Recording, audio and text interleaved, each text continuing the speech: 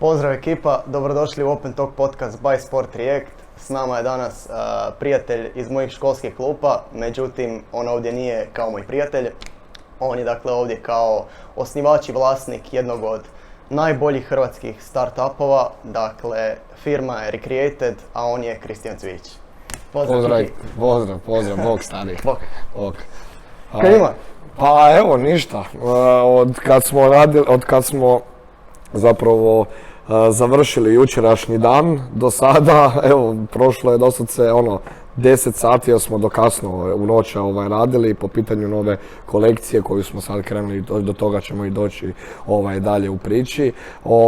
Nije puno ništa prošlo, ti sam spava, digao sam se i došao sam ovdje tu da se mi vidimo isto jer se nismo dugo vidjeli zapravo, a i da prođemo malo kroz našu priču od mene i mog Buraza. Moj Buraz sada trenutno nije mogao biti s nama, ali uglavnom evo, ja sam dovoljan.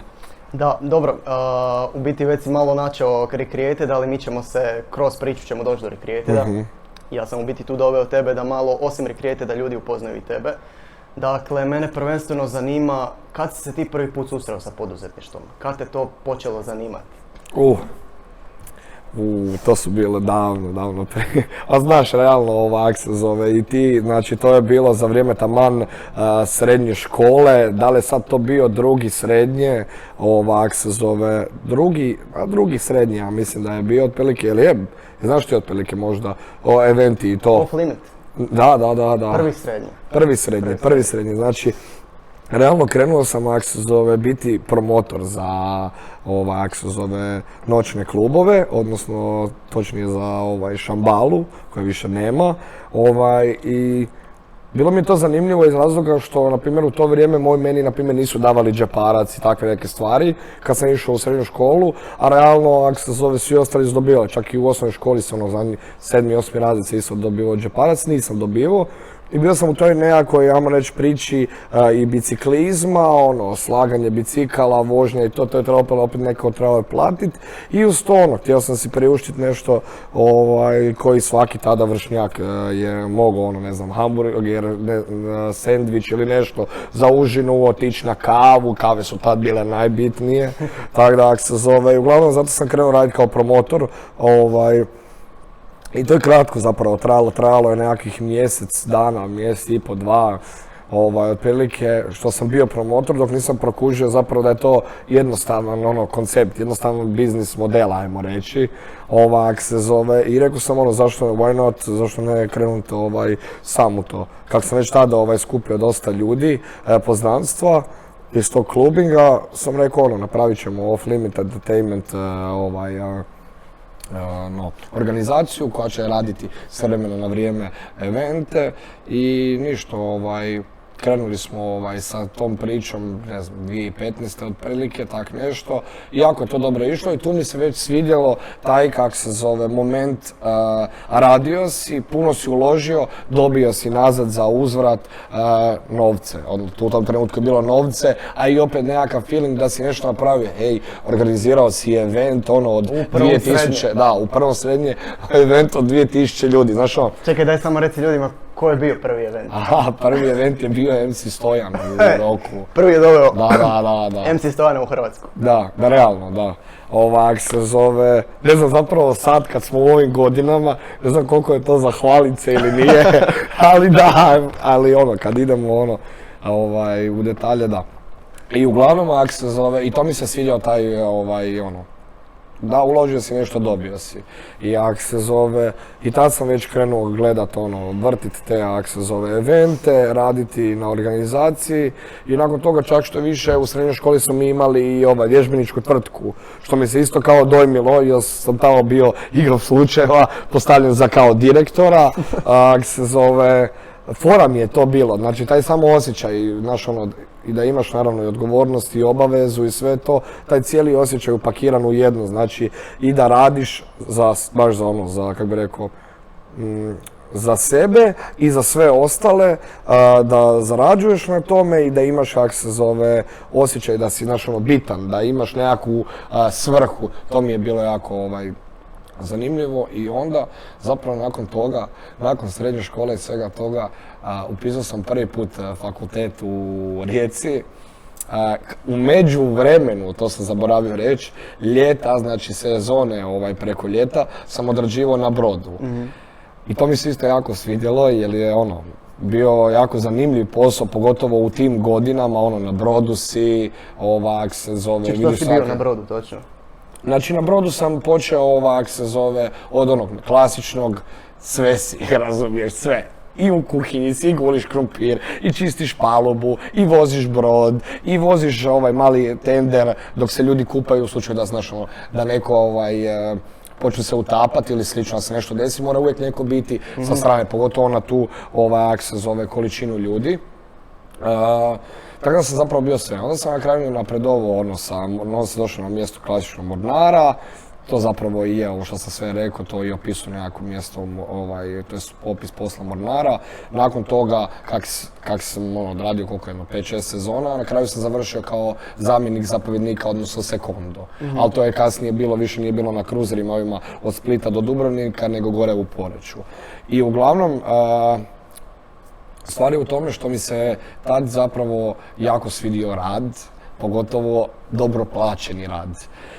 I završila je srednja škola, ja sam upisao fakultete, se zove u Rijeci, iz razloga što sam u tom, jednostavno nemam pojma šta mi je bilo, da mi je današnja bar pamet tada, ja sam zapravo, ne znam jel ti to znaš, ali se zove, ja sam upisao u Zagrebu, zato nisam ni upao, koliko se ja sjećam, upisao sam teoretski osnovu ekonomiju. Nije bila ona strukovna, jer je... Baš za redovni smjer, ili izvanredni, ali baš ekonomija. Ne, redovni sam gledao, ali imaš ona dva smjera gdje ti se manje prima i one gdje ti se više prima. Da, znam, imaš stručni i onaj drugi. Da, kao baš teoriju, šta već. Opća, jel tak nešto, i tam je puno manje ljudi, kužiš, a svi većinom idu na stručnu i to, ne stručnu, ali isto na Kennedyjevom. Da, okej, kužim. Znači nije tamo u Borongaju, nego baš u Kennedyju, znam da je bilo dva smjera. I glavnom ja sam debil, se zove, upisao, to jest prijavio sam se za ovaj smjer gdje ima manje ljudi, gdje niko ne da, i ne ide, to je teorija, onako, samo to. I normalno da nisam upao, nego sam upao na kraju u Rijeci, što mi je bio drugi izbor. I na kraju preselio se u Rijeku.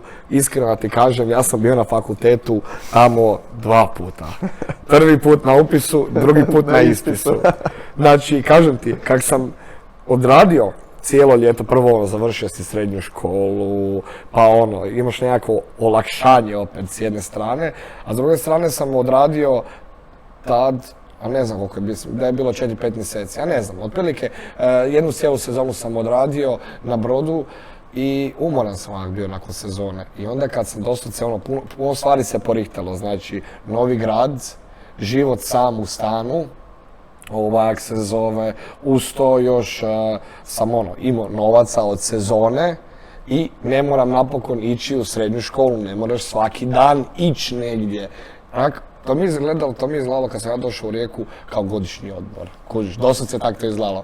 I to je jedan razlog zašto ja nisam otišao na faks na koji sam se prijavio i platio sam ga, jer kad sam došao sam u stan na Kastvu, prekrasan stan, odmaraš se, napokon ne moraš ništa raditi, to mi se sviđalo. Daj mi reci što je u međuvremenu sa Off Limitom bilo?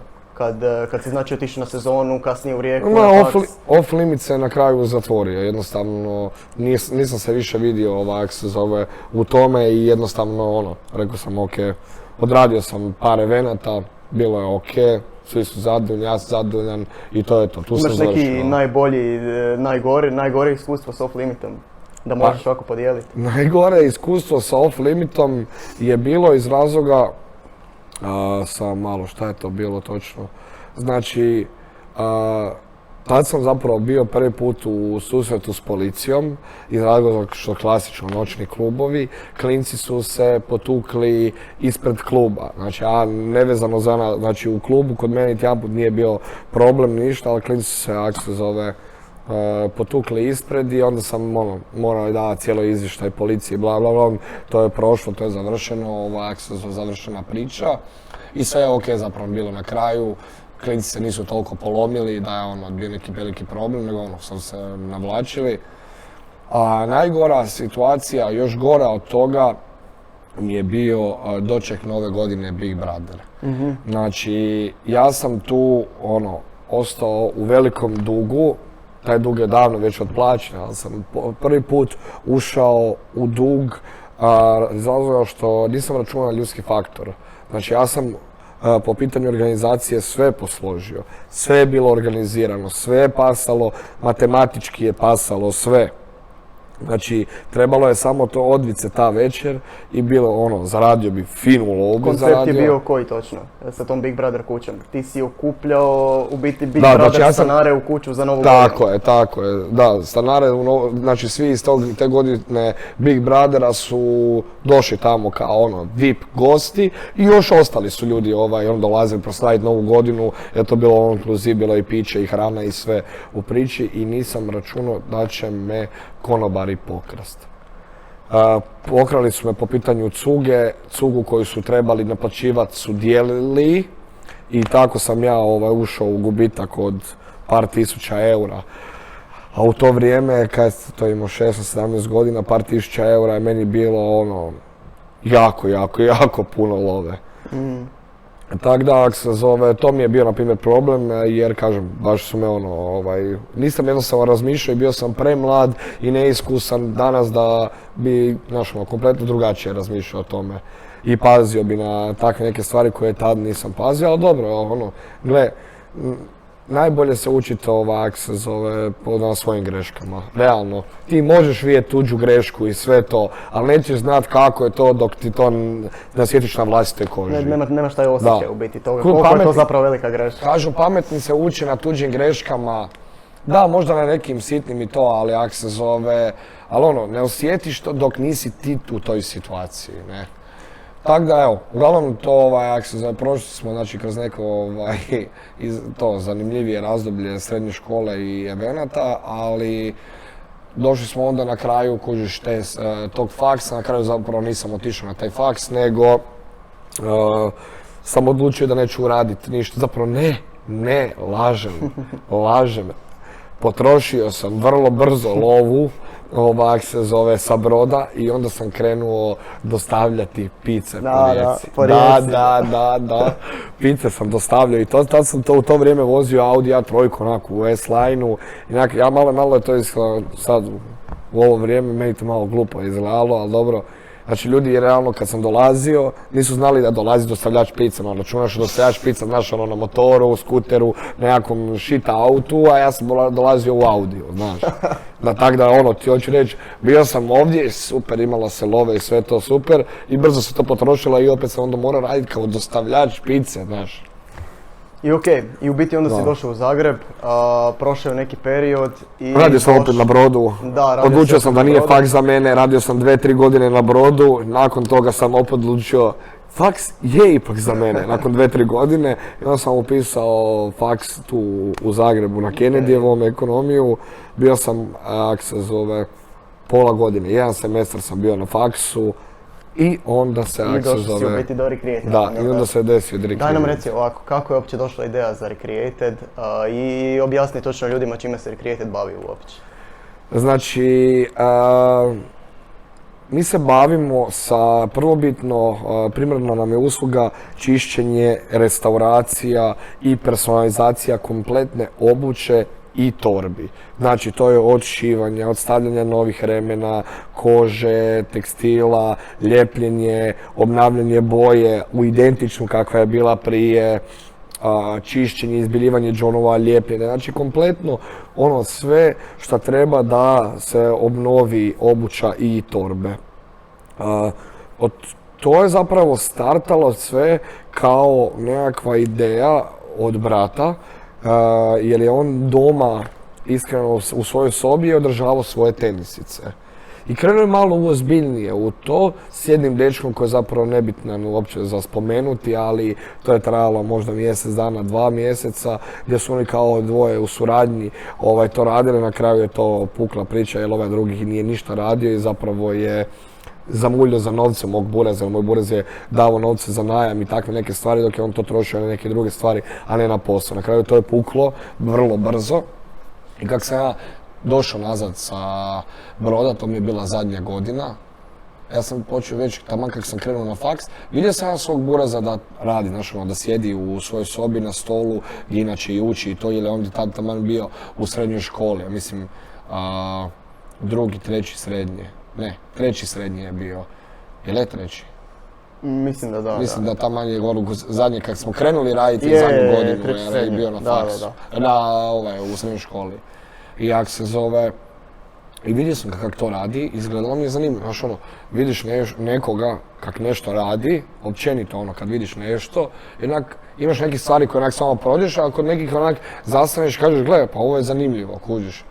I tak sam to primijetio na koji način čisti i sve, rekao, aj buraz, mogli bi mi zajedno pokrenuti nekakav biznis, samo zapravo za početak vidjeti najbolje bi bilo da stavimo slike before i after tenisica koje se odradio, a u to vrijeme on odrađivao tenis većinom od prijatelja ili poznanika. I ajmo staviti slikat to, ajmo staviti na Instagram da vidimo, a Instagram je tad bila zapravo najbolja platforma. Nije još TikTok postojao. TikTok tako nije postojao, Facebook je taman krenuo padati, Instagram je taman bio najjači, ajmo staviti pa ćemo vidjeti, jer je to zapravo za početak meni najbolji pokazatelj nekakvog biznis modela ili odnosno, ne biznis modela, nego samo ideje da vidim šta drugi ljudi misle o tome. I jako dobre su bile reakcije. Od tog trenutka pa nadalje počelo su nam se jako puno ljudi javljati i dolazili smo od ljudima doma, skupljali tenisice, radili, razumiješ, nešto smo sitno naplatili da se možemo pokriti to sve i tu je zapravo krenula priča gdje smo zapravo, ja sam na neki način prepoznao taj biznis model, jer Buraz je to radio čisto ovako iz njegove znatiželje svega, on nije planirao nešto ogromno napraviti, pogotovo ne u ovim mjerama koje su danas, nego mislio za sebe raditi, znaš isto zapravo kak sam ja radio i promotorstvo, odnosno organizaciju evenata. Čisto da si, znaš, zaradim dodatni nekakav izvor love, da imam kod sebe, da mogu, znaš, malo se i počasiti to. Tako je i on započeo to. I uglavnom, ako se zove, tad smo zapravo mi krenuli sa tim, ajmo reći, Instagramom i sa radom zapravo nekim malo ozbiljnijim nego što je bilo da je on sređivao tenis frendovima. Vi ste ih radili uopće? Pa, uradili smo ih u sobi, u tome je stvar, znači to sam htio doći. Da, znači kak smo bili tamo kod moje mame, uglavnom bio sam to vrijeme kod moje mame živio u stanu na Zagrebačkoj cesti.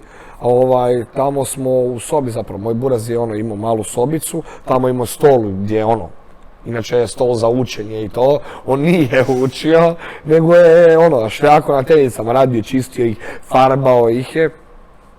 I mi kak se to zalaufalo, tih nekakvih mjesec i po dana, skužili smo jako puno, nam se ljudi javljaju na Instagram. Ljudi žele da se restauriraju, žele si restaurirati, očistiti tenisice. I ja sam počeo onda, taman je bilo, ja mislim, to pred koronu. Taman pred koronu, sad ne znam koje godine je bilo, 2019, 2020, ne. 2020. drugi mjesec je bila korona.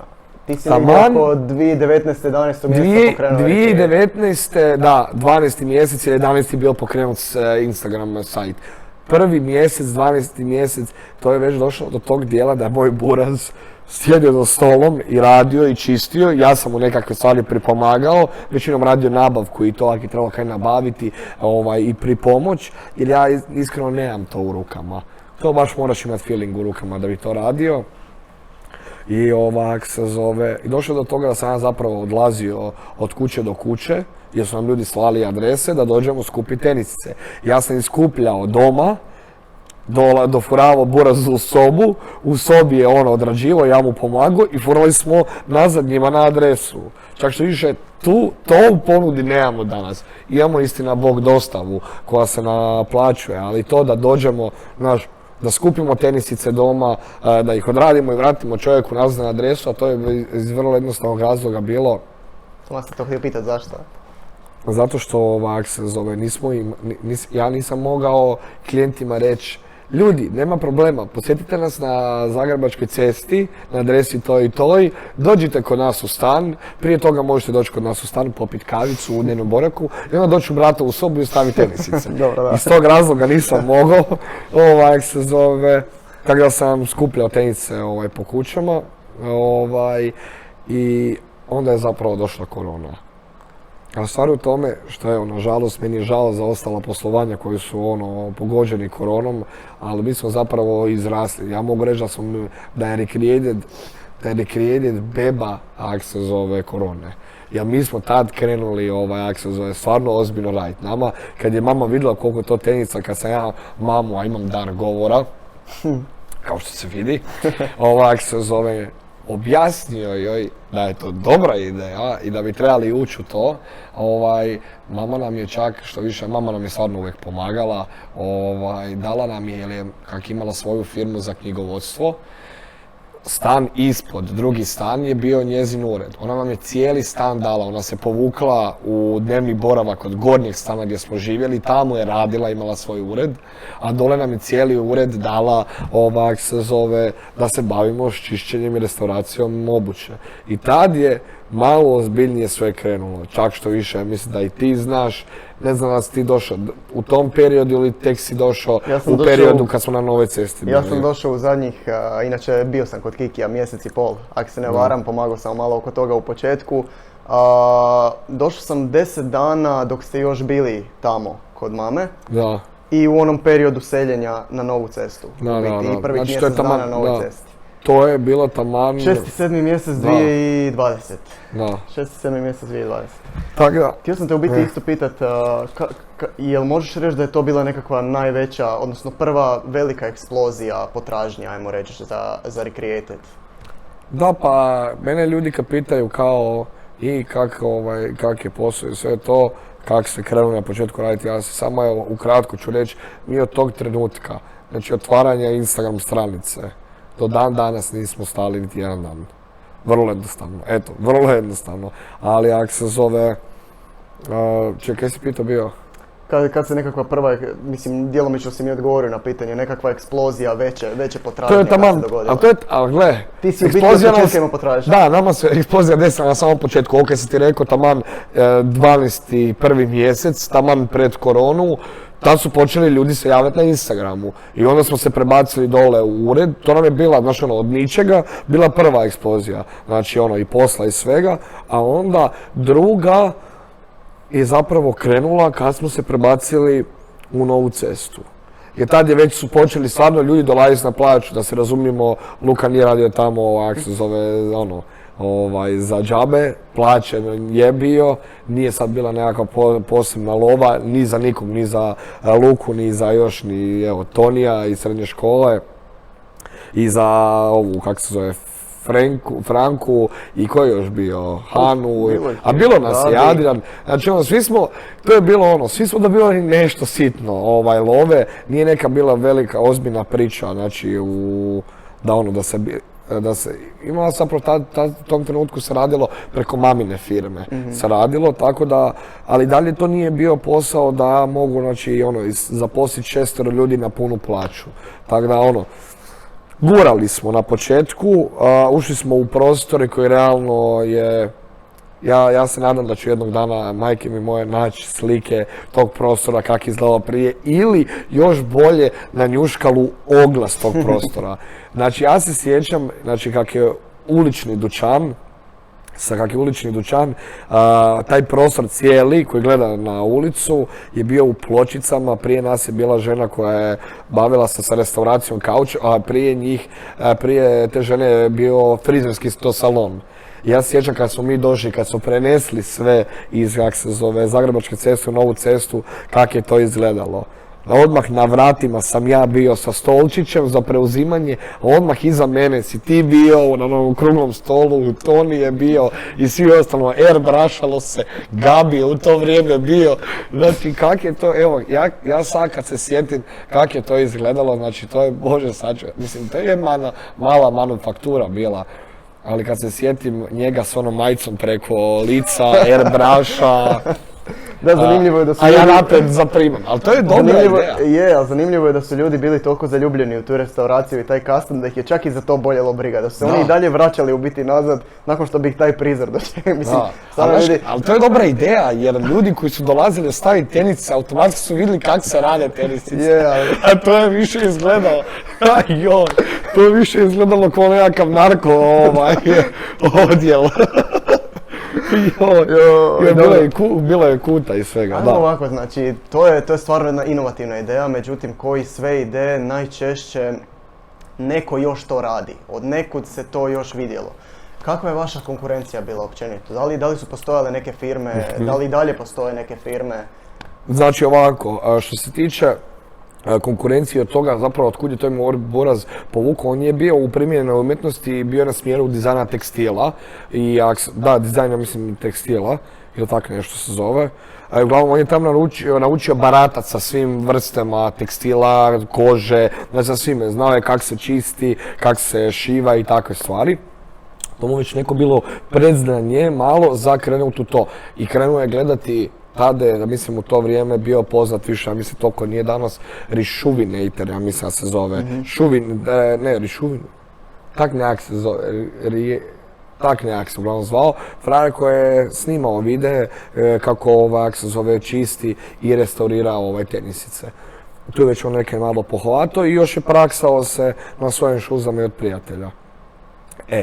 I onda kad smo mi to sve potvarali, znači jak se zove, krenuli sa Instagramom i sa svim tim, par mjeseci nakon toga, u to vrijeme smo mi mislili da je personalizacija, da je bio dosta dobar model, customizacija, odnosno personalizacija tenisica, da bi mogao biti dosta dobar model poslovanja i ne samo to, nego da je personalizacija izuzetno dobar marketinški, kak bi rekao, Lijepo su izgledale slike i to sve, da. Jako bi, više bi customizacija privukla ljude na profil nego, na primjer, čišćenje i restauracija, što se danas promijenilo.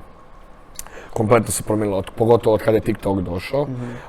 Se zove, tad je izašao i ajmo reći neka konkurencija Šuklinik, ali oni su se, to su dva dečka bila sa ZŠM-a, koji gajali su neku ljubav prema tenisicama, ali i dalje, nisu imali neku struku iza toga. Moj Buraz je imao struku, znao je, negdje je učio kako se baratat s kožom, kako s tekstilom ovim, kako sa brušenom kožom i s time da je on sjedio doma, učio, praksao se, dok nismo mi izašli, ajmo reći, na tržište pred ljude.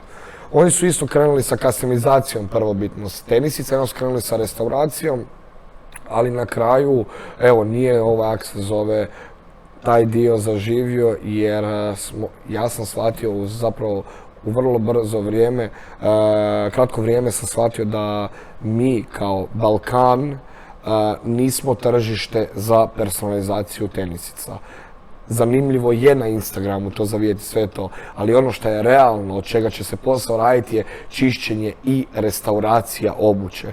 Jer kod nas ljudi vole kupit Alexander McQueen tenisice, Karl Lagerfeld, Valentino ili nešto. I oni ne žele sad na tenisice koje su, platili 500-600 eura, žele još nacrtati, Snoop Dogga ili, Snoopija ili Mario Kart ili nešto slično tako, nego žele imati plain te tenise. Da se vidi da je Valentino, Alexander McQueen, a di će se to furat? Na špicu. Di će se furat, pokazuje se u klubovima i to. Vrlo brzo se uništi ta obuća i naši ljudi onda u tom trenutku neće opet uzimati iste za 500-600 eura, pogotovo znamo, to je više niži, ajmo reći, sloj ljudi ili srednji sloj ljudi koji će si, izdvojiti 500-600 eura za tenisice jedanput, dva put godišnje, koji što će kupiti, ali će konstantno nositi. I jednostavno to se pohaba, ja ih razumijem. I ja da uzmem tako nešto, bi i ja to nosio. I uglavnom, do toga smo došli da smo zaključili da je zapravo čišćenje restauracije bolje iz razloga što ljudi žele održati novi izgled svojih tenica, pogotovo kojih su skupilo platili. Danas, nakon 5 godina koliko radimo, mogu iskreno reći da premium obuća Valentino, Alexander McQueen, Gucci, Chanel i takve marke se isplate popravljati. Ali ovo sve, na primjer, od tenisa od 50-60 eura, što su većinom Sky ili Eko koža, to se ne isplati popraviti. Jedino ima smisla... Konkurencija se nikad nije u biti prilagodila toj restauraciji, oni su ostali u... Ne, oni jesu radili restauraciju, ali uvijek smo se zove, mi bili korak ispred. Po pitanju restauracije, jer smo mi gurali konstantno restauraciju, čišćenje i restauraciju. Dok su oni gurali personalizaciju i radili su pored toga restauraciju. Ali opet kažem, nisu imali oni to u rukama pošto je moj brat imao. Moj brat, znači oba dvoje su oni išli na ZŠM su išli i oni imaju ljubav prema tenisicama, koliko sam ja shvatio iz priče i ovog što smo se znali, ljubav su imali prema tenisicama i iz toga se izrodilo kao, ajmo reći, kastomiziranje i sve to. Dok moj brat je isto tako ljubav imao prema tenisicama, ali je imao i neko predznanje, imao je ono u rukama, on je umjetnik. Moj buraz je od početka do kraja prije i crtao i sve to, a to realno kad radiš čišćenje i restauraciju nečega, pogotovo po pitanju farbanja i svega toga, moraš biti umjetnik. Dok, što se tiče ovog drugog dijela, oni su zaposlili ženu koja je bila umjetnica, koja je crtala po tenisicama. Moj buraz je na početku, to je on radio, mi nismo nikog zaposlili. Tek kasnije, kako je posao rastao, tako je da, tako smo morali i zaposliti umjetnicu. Ali do tada je sve buraz radio, znači sve. Tako da, konkurencija općenito na tržištu je izuzetno dobro. Znači, ljudi misle, konkurencija, bla, bla. I ja sam si jedno vrijeme razbijao glavu, ali stvar je u tome što je jako dobro imati konkurenciju, pogotovo kad ti hvataš nekoga. Jer ti onda automatski imaš neke informacije kako to poduzeće posluje, što im se odbilo u glavu, što nije. Na primjer, tu se vraćamo učenje na tuđim greškama. Tu već, se možeš učiti na njihovim greškama, prije nego kad dođe to do tebe, razumiješ. Tako da, ja sam primijetio da ta personalizacija, sve to super, da to šminka i to, ali to nije posao. I gurali smo samo restauraciju. I evo, danas, zbog toga svega i zbog tih odluka, smo tu gdje jesmo. Ja sam jako zadovoljan po pitanju poslovanja, po pitanju tog odjela, jer sada doćemo i na drugi odjel koji imamo 2 odjela, jedan čišćenje restauracija i personalizacija, to su 3 odjela unutar jednog i drugi su reklamacije, na to ćemo doći. Budemo došli na to, da. Ja bi se definitivno sad ubacio lagano u sadašnjost. Zanima me koliko je danas velik taj tim i općenito da li ti pri zapošljavanju, dakle, svojih radnika imaš nekakve kriterije koje tražiš kod njih? Sorry, koliko sam pričao. Stvar je u tome što za takvu vrstu posla jednostavno treba normalan čovjek. Da se razumijemo, u današnje vrijeme je normalnog radnika teško naći. Stvarno je teško naći. Pogotovo taj posao koji mi radimo, meni je na primjer problem naći radnika, jer čim ljudi čuju da se radi o čišćenju i restauraciji tenisica, šta ću ja nekome čistiti tenisice? Pa to je kao dno dna, ispod časti, što nije zapravo uopće. Znači, to je praktički kao uredski posao, imaš, ako se zove, ne znam, otprilike par tenisica dnevno, da sjedneš se, pustiš si muziku ili nešto, kreneš ih lagano čistiti.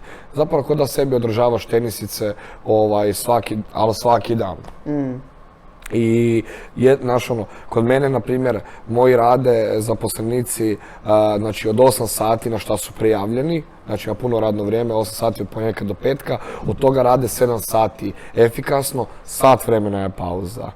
S time da dobivaju i bonuse i sve je plaćeno, nema onih priča da je jedan dio ide na crno, drugi ide na račun. Ne, sve isključivo ide na račun, plaćeni su, po mom mišljenju, jako dobro za tu vrstu posla i za to što rade. Naravno, plaće idu svaki dan sve više i više. Ako se gore kako sad rastemo unazad, na primjer, zadnjih 3 godine im se povećala jedno 3 ili 4 puta plaća. Ne? Kako razvija se firma, tako se i naravno razvijaju i zaposlenici, više stvari znaju napraviti, brže znaju i korektno da i za to naravno dobiju i više novaca. Koliko ih ima? Koliko je ljudi?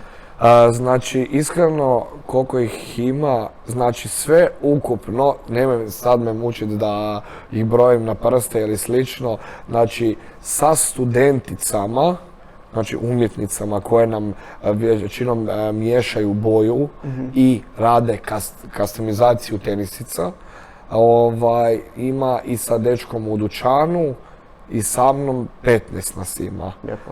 Znači sve ukupno nas od 15 ima, a od toga su baš na punoj plaći nas je 9, mislim. Super. To je jedan lijep tim, već se lagano okupio. Je. I jak se zove, zbog obujma posla smo morali, zapravo ono što smo rekli na početku priče sa ulaskom na novu cestu, preuredili smo kompletno dućan, prvo smo u međuvremenu smo sve spustili od podrum, preuredili taj podrum, tamo se radilo, tamo je bilo i skladište za jak se zove tenisice koje su zaprimljene i bila je proizvodnja. I onda kako smo povećali obujam posla, preselili smo se na seosku, odnosno na drugu adresu gdje imamo isključivo samo skladište i proizvodnju. Ne? Što se tiče ovog dijela reklamacija, to ti pretpostavljam je zanimalo. Reklamacija? Da. Ne. Tenisica, onih reklamacijskih tenisica. Da, htio sam doći na to. A to je, znači, ekipa koja prati Recreated zna da oni danas u ponudi imaju i recovered obuću. Međutim, oni koji ne znaju za to, možeš njima malo više objasniti o tome kako je došlo uopće do ideje, šta je to uopće.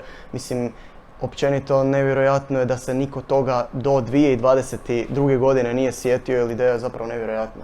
Realno, ideja je nevjerojatna. Da. Pa evo, ako možeš malo više ovako,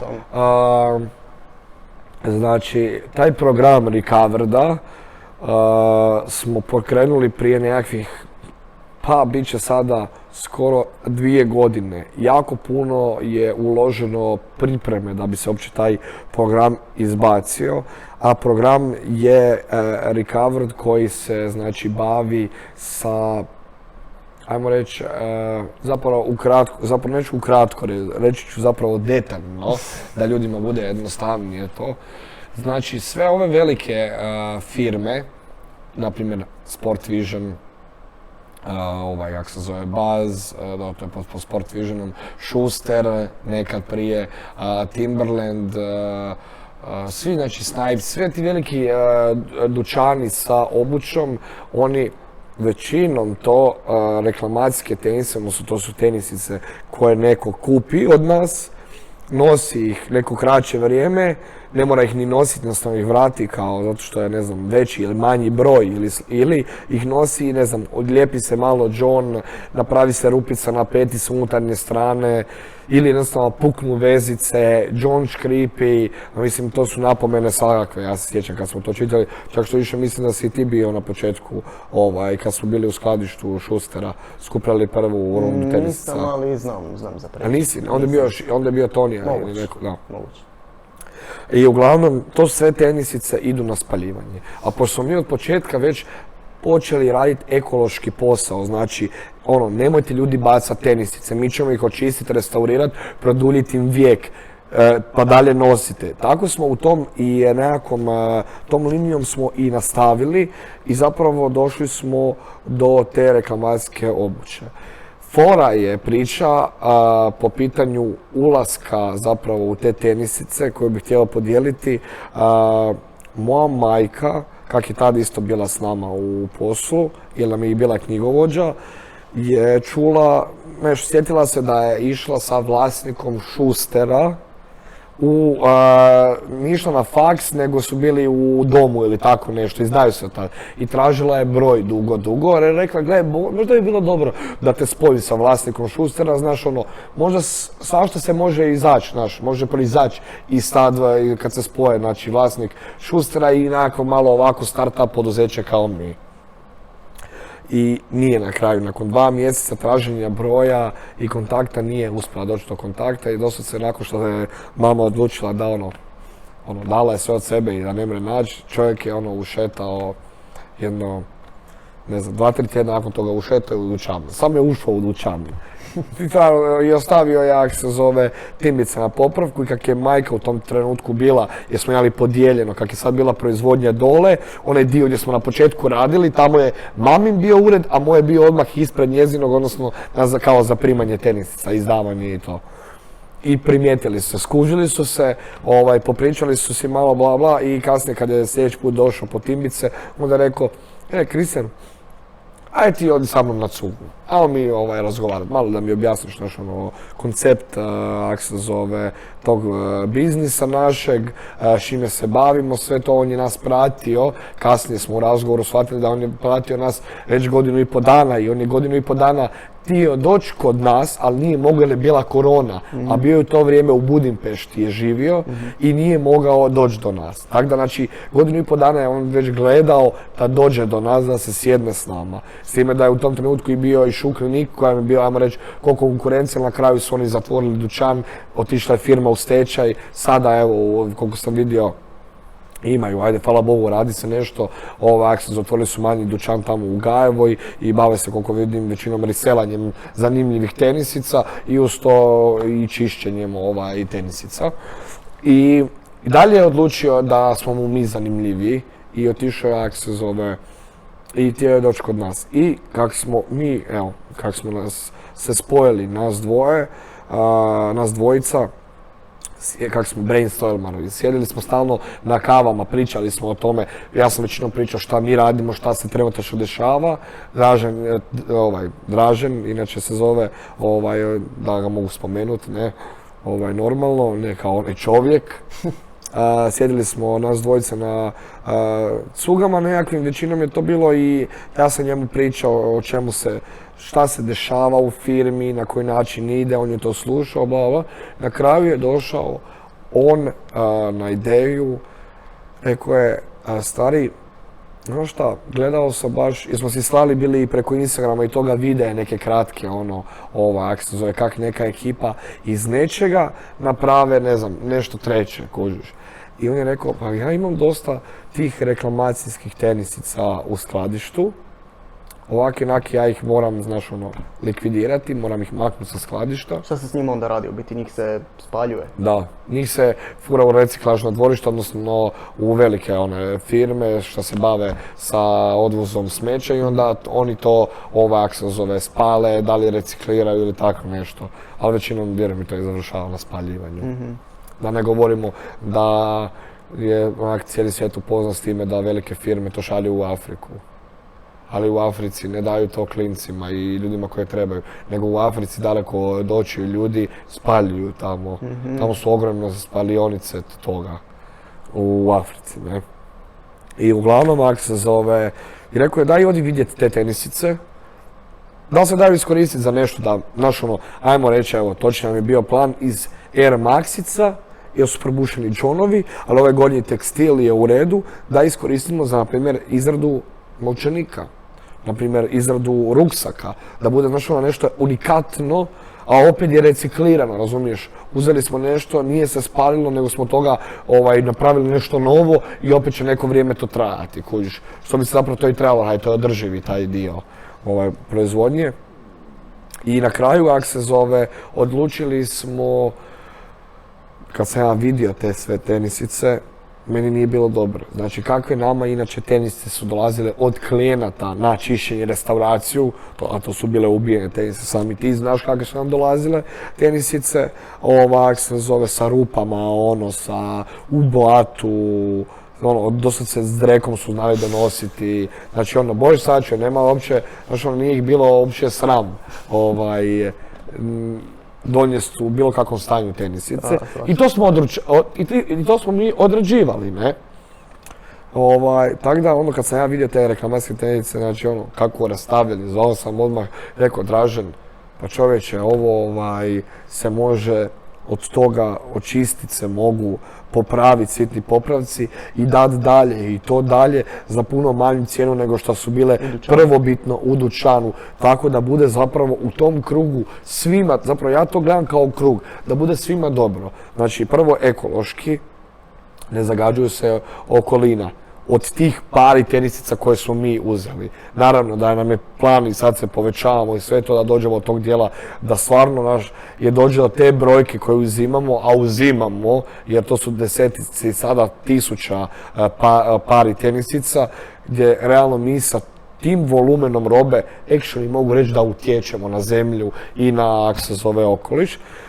Znači, uzmemo te tenisice, očistimo ih, popravimo ih i stavimo ih opet u prodaju, ali to su, na primjer, to je omjer cijene, neke tenisice su bile nove novcate takve u dućanu 120 eura, kod nas se prodaju za 30 eura.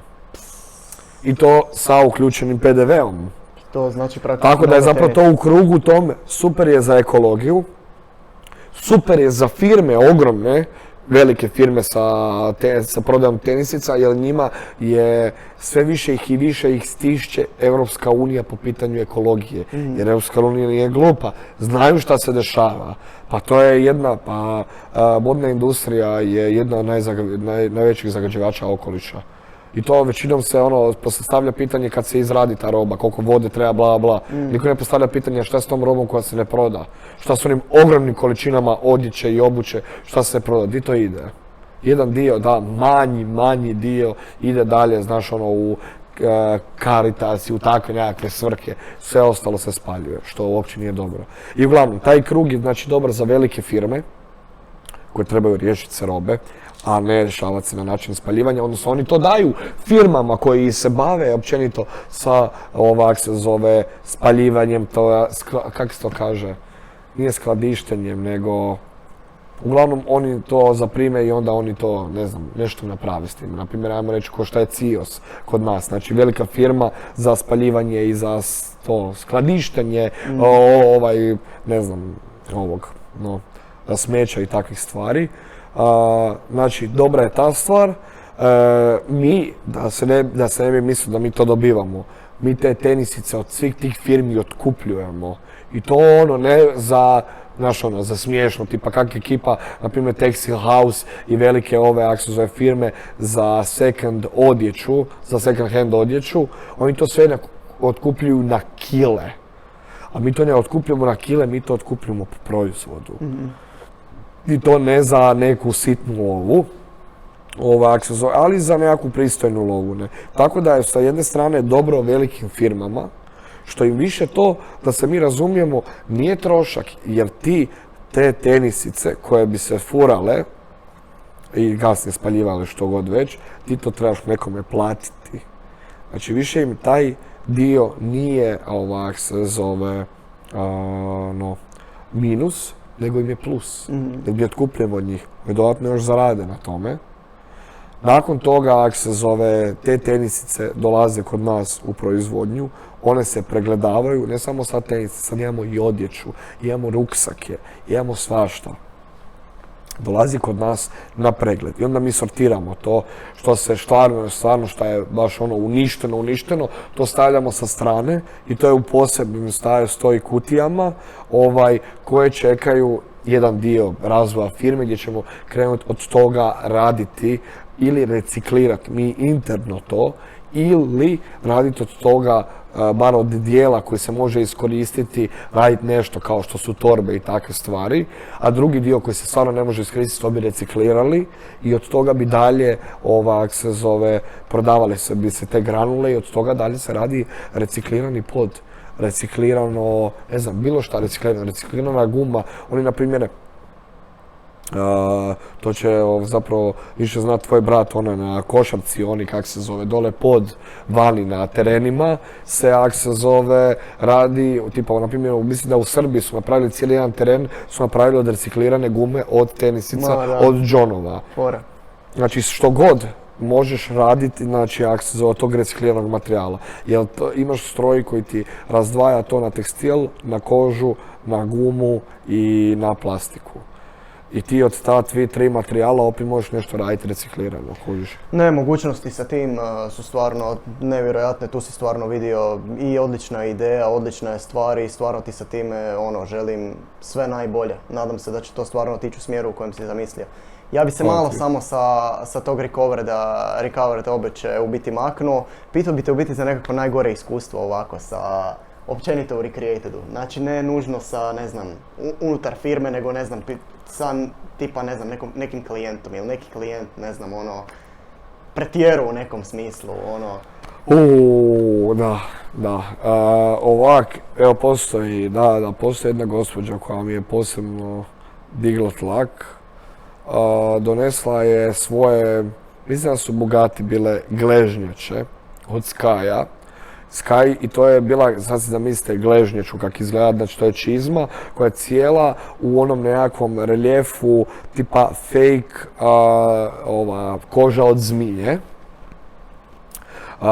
Ali je od Skya i bilo je srebrno, ali kak je tamno srebrno je bilo, ali kak je dugo, kak je to nošeno i kak je nekvalitetna to obuća, se taj sjaj i to sve maknulo, iz tog sjaja srebrnog je završio onako nekako tamno, to je crno, sivo, znaš ono, nije bilo srebrna više tenica kao što je možda nekog prvog dana bilo. I donešeno je kod nas za čišćenje i restauraciju i moja je bila greška što ja u tom trenutku zbog ishabanosti tenisice ja nisam znao da je to bilo srebrno. Mene je to više vuklo na tamniju neku sivu, crnu boju i mi smo to preuzeli naravno od gospođe. Čekala je ne znam koliko, tada još se čekalo 2-3 tjedna, sad se više čeka. Došla je nazad po tenisice i u tom trenutku je napravila cijelu strku. Jer smo mi te tenisice pofarbali u tamno sivu crnu boju, znači nije bila srebrna više, znači ja nisam mogao to primijetiti, to je moja bila greška što nisam bolje pogledao to i žena je izuzetno bila neugodna. Od toga da je bacala tenisice po prostoru, od toga da mi je psovala sve po spisku. Ja sve vrijeme pokušavao biti smiren, govorio sam gospođo, evo dajte nam priliku, da to popravimo, nije uopće kraj svijeta, to je boja, skinut ćemo tu boju, zamiješat ćemo novu, srebrnu boju, kakva je i bila, uopće nije problem. Ali žena jednostavno kao da to nije čula, taj dio, ona se samo konstantno derala se. Ja sam sve ne govorio da se može mirnim načinom rješavati to da se ne dere u mom dućanu, da bi gospođa, na primjer, na to odgovorila da u ovoj Hrvatskoj se ne može ništa mirnim načinom riješiti i da samo treba nasilje. Kao, sam rekao, dobro, ok, kao samo nasilnim putem. I ja sam rekao da izađe van iz dućana, jer se neće tako razgovarati sa mnom. I to u mom dućanu, pogotovo gdje ja pokušavam cijelo vrijeme normalnim tonom razgovarati i riješiti problem u njezinu korist, ne u moju korist, u njezinu korist. I na kraju je žena izašla i to je prošlo priča, vratila nam je tenice nazad, onda me nakon toga zvala nakon sat vremena i onda me još maltretirala jedno pol sata na telefonu, izvrijeđala sve i onda je vjerojatno pustilo. I dobro, mi smo popravili tenisice i žena je došla i pokupi tenisice i žena meni kaže to nisu te vezice na njima, na tim čizmama. Znači, nije iskomentirala rad, kako smo je vratili nazad i kako je dobar rad sada, nego to nisu te vezice. I onda sam rekao, da gospođo, nisu te vezice jer uz to što smo vam restaurirali to jest te čizme, moja isprika što je prvi put bilo kriva boja, sad smo pogodili nijansu. Vezice su vam bile potrošene, pukle su prilikom pranja. Kako su mogle puknuti prilikom pranja? A kako su čizme, imaju one kao kuke i to dere vezice i s vremenom puknula. Bile su stare čizme su bile, čisto da napomenem da je bio i potpat, odnosno džon odljepen. Znači nismo samo radili čišćenje i restauraciju, puno stvari smo to radili, da ona će sve potrgane vezice. I na kraju dobila je svoje potrgane vezice u vrećici. Ona je tvrdila da kako je to moguće da se tijekom čišćenja potrgaju vezice. Ja sam objasnio gospođa to nije shvatila, da bi ona dignula glavu i rekla da ovo nije kraj, da ona neće stati na ovome dok nas ne uništi. I prilikom zatvaranja vrata, ja se dan danas sjećam, rekla je, kako je to rekla? Neka vaši najmiliji pripreme cvijeće za vaš sprovod. O Bože. I zalupila vrata. Inak, ja sam stojim tamo za pultom i razmišljam si šta se ovo sada desilo? Šta se ovo dešava zapravo zadnjih, koliko? 2 puta s tom gospođom, koliko je bila? Da. Prvi put je ostavljala tenis, sve je bilo normalno. Od tih 2 puta, znači ja nisam mogu vjerovati da takvih ljudi danas ima. I da na kraju priče, ona je to stavila u grupu u ženski recenziraji. Aha. I popljuvala nas je kompletno. I onda sam, pošto sam ja muško, a to je ženski recenziraj, nisam mogao ja ući, ali sam iskomentirao preko profila od moje cure. I napisao, svaka priča ima 2 strane, uvijek postoje 2 strane. Znači neka osoba koja će samo jednu stranu poslušati, a drugu neće, to je budala od čovjeka. Nije crno i bijelo. Da, nije samo ovo što ti neko kaže. I onda sam ja napisao cijeli ovako dio naše strane, znači dosta se uvod piše kao, napisao sam evo samo osvrt čovjeka s druge strane pulta. I krenuo sam napisati šta mi je sve rekla, na koji način se ponašala, što je sve napravila itd. I zapravo taj objava koja je bila u svrhu da nas ona uništi je kompletno kontra napravila. Ispromovirala nas je žena jer su ljudi shvatili da žena stvarno nije normalna i da je pretjerala. Više ljudi su komentirali to samo tenisice. Znači, žena je neka iz Dalmacije iskomentirala da se to kao desilo u Dalmaciji kod nas u dućanu, vjerojatno bez uši bi išla doma. Ili takve neke komentari su bili, ali komentari su bili na stranu nas. Tipa naš komentar koji sam ja napisao imaš 6 puta više lajkova nego njezin kompletni. Znaš kad dođeš na neki osnovno razmišljanje na Facebooku, shvatiš da više ljudi lajkaju našu priču i da su na našoj strani nego na tuđoj strani. Na kraju se ta žena počela svađati sa ljudima dole u komentarima. I tu je stalo na tome. Ali ona je napravila dobru promociju. Ja se danas, ako će to gledati ovaj podcast, a nadam se da hoće ta žena, ja se stvarno zahvaljujem i sljedeći put kad dođete kod nas čekaju vas Bugatti tenisice, to je čizme, nove novcate i još ćete dobiti poklon Bono da Recreateda. Eto. Dođite. Jer na temelju toga svega zapravo prezašlo i neku dobru priču. Znači baš je bilo kaotična situacija da bi na kraju završilo da nam je to pomoglo da nam se jako puno još ljudi nakon tog posta javilo ako se zove i došlo kod nas na čišćenje i restauraciju. Kiki, koji je neki krajnji cilj sa Recreatedom? Jer imaš neki cilj možda? Znači, krajnji cilj sa Recreatedom i unutar toga programom Recovered obuće i odjeće je to da se proširimo na cijelu Europu po pitanju prodaje te odjeće i obuće. Stvar je u tome što mi sad možemo i razgovaramo, to je sad u dogovoru, može se i surađivati sa second hand već postojećim dućanima. Ne moramo mi otvarati u svakom gradu dućan. Možemo imati u par gradova bitnih dućana, a ostalo se dalje može preko kanala ostalih manjih second hand shopova širiti ta roba koja je ponovno dovedena nazad u život i koja se gura opet nazad u prodaju, odnosno u opticaj. Ne? Jednostavno, evo, kroz 10-15 godina planiram, naravno sa svima u firmi, jer evo sad će uskoro i ući i investicijski fond u firmu. Suvlasnik nam je i bivši vlasnik Schustera i Timberlanda, Dražen.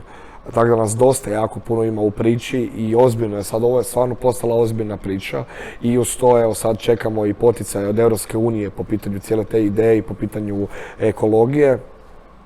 Ja planiram napraviti od toga jednu veliku industriju koja će se baviti sa rješavanjem baš te robe. Znači pokušati bar malo utjecati na to silni problem zagađivanja okoliša i spaljivanja te robe i svega. Jer zaboravio sam kad sam spominjao onaj krug cijeli, na kraju dolazimo i do najbitnijeg, do kupca. Kupcu je isto to veliki plus, jer u današnje vrijeme što je sve jako, jako poskupilo i nerealne cijene su za neke stvari, pogotovo za obuću. Obuća vam je zapravo jedna od, primarnih stvari za život. Moraš imati tenisice, to jest od osnovnih, ne primarnih, pardon da se spravim, osnovnih stvari za život trebaš imati tenisice. To je sad preraslo u to da tenisice su po 130-150 eura, a da ne govorimo za premium tenisice. Mi želimo isto tako da i kupac može, na primjer, evo sada su in Jordanice, Nike'ice, Izice i takve stvari, da mi možemo te tenisice vratiti nazad u život, to je prva stvar, a druga da kupac ih može kupiti po realnoj cijeni koja bi trebala biti za tenisice. Znači jedno 50% od trenutačnih sad ovih cijena koje su u dućanima, ne? Koliko se Recreated i tvoja početna ideja razlikuje od Recreateda koji je danas? Dakle, da li si mislio da će Recreated otići u ovom smjeru u kojem je otišao danas kad si počinjao sa tim? Kad sam počinio s time, bio nam je zapravo plan čišćenja, restauracije i personalizacija. Kroz vrijeme smo shvatili da je izuzetno teško naći ljude, obučiti ih i pogotovo jer radiš na premium tenisama, ti radiš i torbama, ti radiš na torbama, mi smo radili torbe po 10.000 eura vrijednosti torbe. Nije to sve jedno. I došli smo tu do problema po pitanju Recreateda, da je izuzetno teško za širiti to i za franšizirati, jer je kvaliteta jako teška za pratiti. A ja ne želim širiti svoju proizvodnju i širiti posao da bi počne kvaliteta opadati. Kvaliteta konstantno mora se držati ili jednog nivoa ili lagano dizati. Ne smije nikad padati. I iz tog razloga smo shvatili da taj model kao čišćenje restauracija ne može se franšizirati, ali se može napraviti da ljudi u Europi cijeloj znaju za to i da šalju poštom na čišćenje i restauraciju, dolazi kod nas u središte koje će biti uvijek u Hrvatskoj, tamo se odrađuje čišćenje i restauracija i vraća nazad. Ali to je sad ogroman jedan, ako se zove, problem je širenje čistog čišćenja restauracije. Dok ovaj dio drugi reklamacije tenisica, znači reklamacijski ovaj dio second hand, ajmo reći otkupljivanje tih tenisa, puno brže se skalira taj posao. I taj posao će puno brže rast, što i u zadnjih godinu dana je narasao, koliko nismo računali ni Dražen ni ja, partner i ja, koliko smo nismo računali u 3 godine. Znači, naraslo je u godinu dana koliko je zapravo smo računali u 3 godine da bi trebalo narasti. Brzo raste jako posao, dok, ako se zove, čišćenje restauracije, ovaj uslužni dio još ne. Da, ja se nadam da će do jednog dana doći do tog dijela, da će imati veliku firmu u toj firmi, da će biti odjel, da iz cijele Europe će nam ljudi slati stvari na čišćenje, restauraciju i održavanje, personalizaciju, da to odradimo u Hrvatskoj, šaljemo nazad u Europi, znači taj je jedan veliki odjel, a to je veći problem nego reklamacija, jer treba toliko ljudi zaposliti, treba pratiti kvalitetu, svašta nešto, treba pratiti rokove, ogromna je tu problematika po pitanju logistike, ljudi, svega.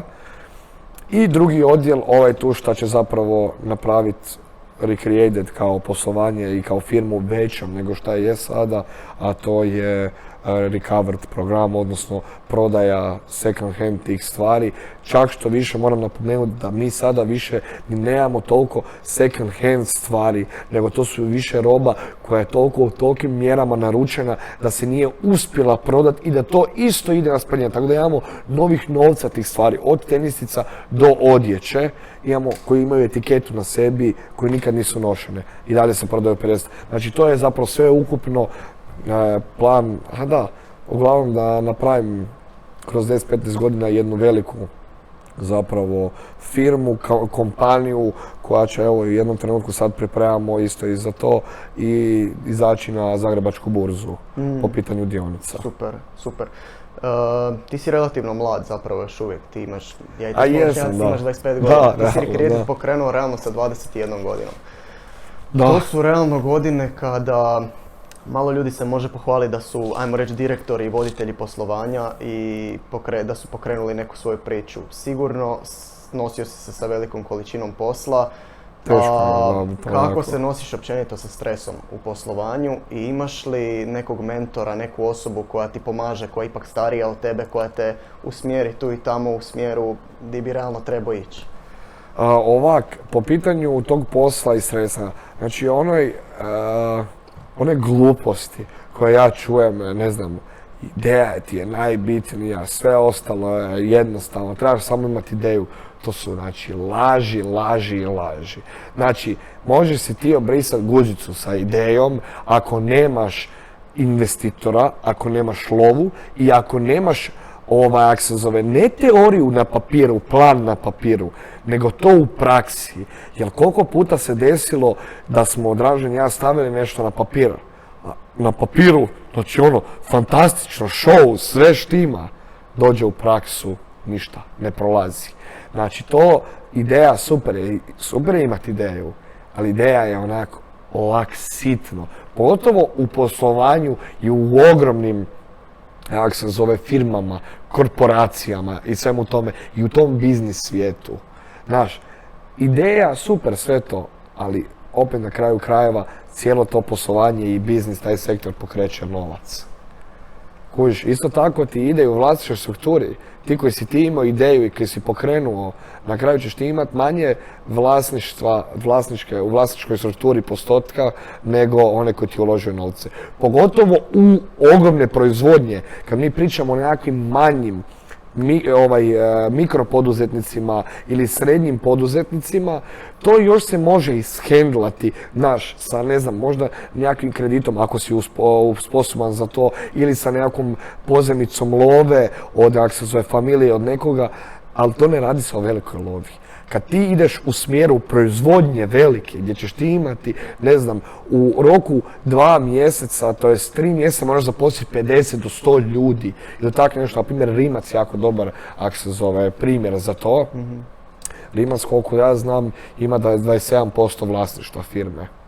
To je vrlo jednostavno pokazati. Znači, Rimac je išao od početka do kraja, išao od početka u neku ogromnu priču, znači veliku proizvodnju. Za veliku proizvodnju ti treba, ne možeš ti biti sam jedan jedini vlasnik ili dvoje, nego vas mora biti puno više.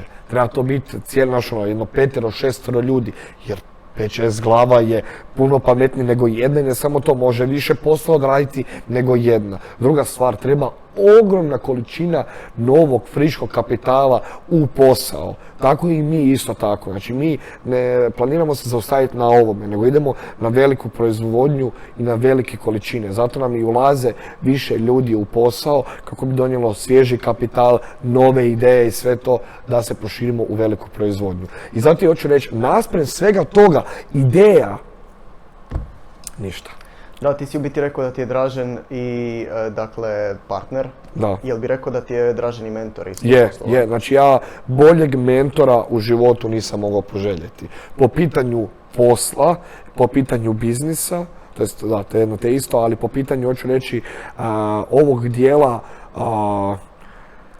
realne prakse. Znači, ti sve isplaniraš, sve super, onda dođeš u praksu, dođeš u pravi svijet, to pokušavaš napraviti i onda se žiciraš. Ne ide sve po svemu, po planu, razumiješ? I u tom trenutku isto me ide Dražen kaže, stani, smiri se, pa ti ćeš skuriti ako ćeš se žicirati za takve stvari. To je manje bitno. Prepazi više na ove stvari, znaš, tako da mi je mentor po pitanju same te, kak se zove, proizvodnje samog cijelog to izgradnje posla, jer da se mi razumijemo, on je napravio u Office Shoes i on je šuster, znači šuster od trenutka kad se napravio do trenutka prodaje je prošlo 10 godina. Govorimo o firmi koja imala je 300 nešto zaposlenika. Čović. To je jako brzi period. S time da je njemu plan zajedno s nama da napravimo nešto 3 do 4 puta veće od šustera. Njemu je ovo tu, on isto već ima, mislim, godina, skoro će, evo, ima 57 godina, 58, ovo mu je zadnji projekt koji želi napraviti da iza sebe nešto ostavi. Možda čak i životni projekt. Da, zapravo. Kao što i ja to želim napraviti. Tako da u toj kombinaciji, ako se zove, svih nas, naravno i brata koji je u proizvodnji zadužen, i voditelja u proizvodnji, Filipa, i ako se zove Dražena, naš 4, zajedno sa mojom mamom, jer moja mama je još uvijek u priči, jer je ona izuzetno dobra knjigovođa i ona nam knjige vodi. Znači ja mislim da u tome sve zajedno, u tom krugu ljudi i investicijskog fonda koji će sad ući, onda se može napraviti jedna jako zanimljiva priča. Ne samo to da ćemo mi napraviti neku veliku firmu, da će se puno ljudi zaposliti i nadam se da će se skinuti ljudi sa burze rada, da ćemo moći i zaposliti te ljude. Jer ja isto bi težio prema tome da zapošljavamo naše ljude i da naše ljude skidamo sa grbače države i sa burze rada, da dođu kod nas raditi, jer planiramo to napraviti, veću firmu, ne samo proizvodnja, nego i prodaja, dućani i sve to. I uz to sve da je ekološki, razumiješ, da imam osjećaj da sam, znaš ono, dao svoj doprinos zemlji, kužiš. I dao da sam ja nešto napravio po pitanju toga i na kraju krajeva ja iskreno, moj privatni nekakav plan je da, mislim, to sve posložiš do nekakve 40-45 godine i maknuti se iz uprave, ostati samo u vlasničkoj strukturi i živjeti život. Pogotovo sa svojom, jer u tom trenutku planiram imati djecu i sve to i živjeti život. Jer nema smisla da cijeli život radimo konstantno. Jer je život da uživaš. I evo, na primjer, ja sada, pa gledam sve svoje prijatelje, svi su na fakultetu, svi idu negdje, putuje se, ne znam, u Ameriku, u Meksiko, uživa se, bla, bla. Ja od toga ništa ne gledam. Ja zadnjih, 5-6 godina, rad. Znači, doslovce, ja ove godine nisam otišao, na godišnji su svi otišli u mojoj firmi, osim mene, ja sam sad prije tjedan i pol dana otišao na 4 dana kod staraca od cure na more na 4 dana, eto, to je to, što sam imao godišnjeg. I ja vjerujem da to svoje žrtvovanje vremena svog za veći cilj, kao što, na primjer, napraviti firmu i sve ovo što sam malo prije spomenuo, da mi se mora kad tada to i vratiti. Jer ono što smo od samog početka našeg razgovora govorili, šta me najviše zaintegriralo kod rada i kod posla, radiš, dobiješ nešto. Radiš, zaslužuješ nešto, vratiti se nešto. Ali moraš nešto raditi, ne možeš sjediti da ti se vraća nešto. To ne ide. Ali ako daš svoje, žrtvuješ vrijeme, ja vjerujem da će se to vrijeme i kroz nešto vratiti kasnije. Odnosno sa 45 godina, 40, još uvijek sam ja, onda ćemo biti mi zapravo u najboljem dijelu života. Ovo tu je isto zanimljivo i sve to, ali tad si u vrhuncu svom, koji tad planiram putovati sa familijom, živjeti zapravo život. I takav je, meni privatan plan da se napravi toliko dobra firma i sve to da ja kasnije neću puno trebati razmišljati o financijama, već ću moći najbolje dati i mojoj familiji, odnosno i djeci, i uživati u životu. Koji bi savjet u biti dao mladima koji imaju neku ideju, mislim, ti si isto mlad, još mlađi od tebe, koji su tek u nekakvom početku? Ovako, u slučaju, znači, da imaš nešto da imaš neku želju veliku, da nešto napraviš, da doslovce, naravno, trebaš otići u tom smjeru. Ne zanemarivati to. Znači, makar i ideš na fakultet ili u srednju školu ili bilo šta, da konstantno radiš i na tome, znači na toj nekakvom cilju. Znači, zapravo, za početak i za kraj bih htio reći da trebaš imati cilj u životu. Bilo kakav bio cilj, moraš ga imati. Jer svrha tvog života ovdje bez cilja nema. Jer ti, ako si postaviš 2, 3 cilja, 5 ciljeva, jedan cilj, nebitno, ti konstantno radiš i prolaziš život da bi došao do tog cilja. Znači, to je zapravo najbitnije, imati cilj nekakav i dati se zapravo 100% u takvu neku priču. Pa ponekad moraš riskirati i ostaviti, na primjer, ja sam, mogu reći, riskirao i ostavio sam fakultet i možda u tom trenutku meni, na primjer, moj otac nije bio za tu ideju. Nije bilo puno ljudi, rekli su kakve su to gluposti, kakva je to ideja, kaj ćeš biti postolar, šegrt, bla, bla.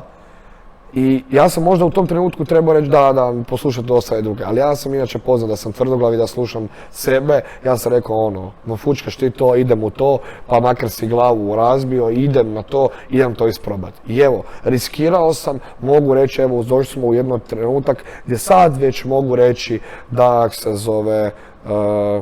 da sam profitirao na temelju tog rizika. Znači, treba riskirati, pogotovo sad dok smo mi mladi, dok ima vremena pred nama. Nema smisla riskirati sa 55, 60, 70 godina, ali mi koji imamo 20, 25 godina, nek riskiraš, razumiješ, neka otiđeš, nek ti bude neka ideja zanimljiva. Ok, kreni u razradu toga, razgovaranje s više ljudi, bitno je ispomenuti više ljudi, ali kvalitetnih ljudi, takvu neku ideju, da vidiš samo feedback, jer tebi neke stvari u glavi si mogu zvučati zanimljivo, ali možda nekome drugome ne, ali treba zato imati nekakav krug ljudi koji isto rade na sebi. To isto, moraš si odmaknuti toksične ljude i sve to, nego staviti ljude koji su, kvalitetni i koji idu isto u nekom smjeru i onda u tome zajednici se držati, razvijati ideje i gurat prema, znaš ono, da završiš nekakav cilj koji si postavio. Jer ono što ja pričam od uvijek, bolje je staviti ovakav cilj pa doći do pola tog cilja, nego si postaviti mali ovakav cilj, doći do njega i stati na njemu. Znači rađe, znaš ono, staviti ovakav cilj, doći do ovdje, nego mali cilj, završi ga i ostati na tome. Odličan savjet. Treba stvarno, pogotovo u našim godinama kad imamo vremena, imamo živaca, imamo svega, treba, ako se zove, žrtvovati to svo vrijeme i treba ići prema nečemu boljem. Super, odlično. Ovako, za zadnje pitanje, to je u biti pitanje koje mi svakom gostu postavimo. Malo je dubokoumno pitanje, Dobro. Slobodno si razmisli. Ja sam mislio da je ovo bilo, ja sam već ušao u ovo je zadnje. Dobro. Zadnje pitanje je, kako bi Kristijan Cvijić jednog dana volio biti zapamćen? Kako bi ja volio biti zapamćen? Pa ja ne bi htio biti zapamćen, tipa, takve ciljeve nemam po pitanju, ne znam, da dobijem Nobelovu nagradu za čistoću ili tako nešto, razumiješ, za ideju poslovnu i to mi ne treba. Ja bih htio ostati zapamćen od strane svojih prijatelja i familije, da znaju kroz šta sam prošao, da nisam sve dobio na platnju, da sam se namučio i jak se zove, i da se nešto napravilo. Po tom pitanju ja kažem, želim ostati zapamćen unutar svog kruga prijatelja i familija. Ovako da sad, da svi me pamte po nečemu, ne mene, ali bi htio da općenito Recreated i Recovered program ostanu zapamćeni kao nekakav, to je zapamćeni. Ja se nadam da neće doći do tog dijela da bude zapamćen, da će se samo rast ta firma i da, ako se zove, taj Recreated i Recovered pobudi isto tako razmišljanje ekološki i kod drugih ljudi. I da taj zapravo jedan pokret koji zapravo sad se priprema i radi se konstantno na tome, ekološki pokret, da bude dio tog pokreta bar Recreated. I da se bar on, ne znam, ja se nadam da će on dugo raditi, ta ideja Recreated, da će dugo zaživjeti, da neću ja biti više živ, da će to još dalje funkcionirati, tome se iskreno nadam. Ali u slučaju da, ako se zove, ne dođe do toga, što nećemo računati na to, ali da dođe do toga, da bar bude zapamćen po tome da je pokušao nešto raditi na temelju, ako se zove, ekologije i normaliziranja tog tržišta, da ne idu cijene, da se ne prodaju tenisice po 150 eura, nego realno koliko vrijede, 50-60 eura. Jer je osnovno za nas, za život. Odlično, super. Ekipa, nadam se da ste nešto naučili, nadam se da ste uživali u ovom podcastu. Svakako nemojte zaboraviti lajkat, pretplatit se, komentirat, šerajte i vidimo se u idućoj epizodi. Pozdrav. Bog. Hvala Kiki. Ništa.